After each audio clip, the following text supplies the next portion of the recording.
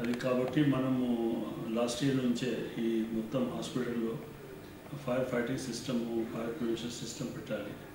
కొత్త బిల్డింగ్లో part of the project అది fire prevention system, detection system already ఉంది. పాత బిల్డింగ్స్ లేకుంటే అక్కడ కూడా లాస్ట్ ఇయర్ చేయడం జరిగింది. బేసిక్ ఎలిమెంట్స్ వాళ్ళు చేశారు. అది కంప్లీట్ అయింది కాబట్టి స్టాఫ్ ట్రైనింగ్ జరగాలి.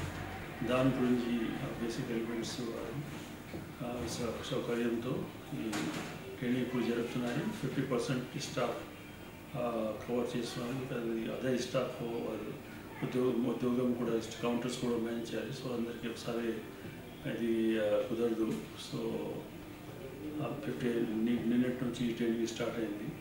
అంతకుముందు హెడ్ ఆఫ్ డిపార్ట్మెంట్స్, సీనియర్ డాక్టర్స్కి అయింది. నిన్నటి నుంచి స్టాఫ్కి స్టార్ట్ చేశాను. సో 2 డేస్లో 50% స్టాఫ్, ఆల్మోస్ట్ 400 స్టాఫ్ కవర్ అయ్యారు. మిగతా 400 నెక్స్ట్ 2 డేస్లో కవర్ అయిపోతారు. దానివల్ల అందరికీ ఈ ఫైర్ ఇట్లా చిన్న చిన్న యాక్షన్ తీసుకుంటే ఫైర్ ప్రివెంట్ చేసే వారికి ప్రసక్తి ఉంది. అక్కడ ఆన్ ది స్పాట్ ఉంది. ఒకసారి అది సక్సెస్ఫుల్ కాకపోతే ఫైర్ ఎక్స్టింగ్విషర్ కానీ, స్ప్రింక్లర్ కానీ, అటువంటి హోజెస్ కానీ అన్నీ వారికి చూపడం జరిగింది. సో అందరికీ ఇప్పుడు ఎటువంటి ఇక్కడ ముందు ఒక ప్రమాదం జరిగే అవకాశం లేదు. బికాజ్ ఫైర్ డిటెక్షన్ సిస్టమ్ మొత్తం హాస్పిటల్లో ఉంది. ఒకసారి జరిగితే కూడా ఫైర్ అక్కడే ఐసోలేట్ చేసే వారికి ప్రసక్తి ఉంది.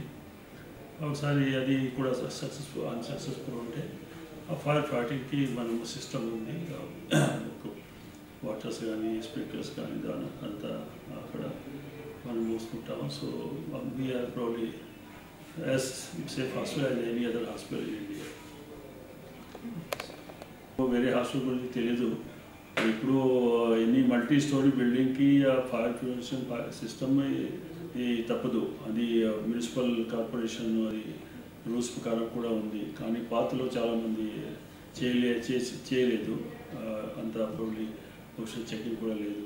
కానీ ఇప్పుడు వారు కూడా ఫర్మ్ అయ్యారు కాబట్టి అన్ని హాస్పిటల్స్ కొత్త బిల్డింగ్ కనీసం అందరూ చేస్తున్నారు. పాత వారు కూడా ఒక స్టెప్ బై స్టెప్ వారు కూడా చేస్తున్నారు.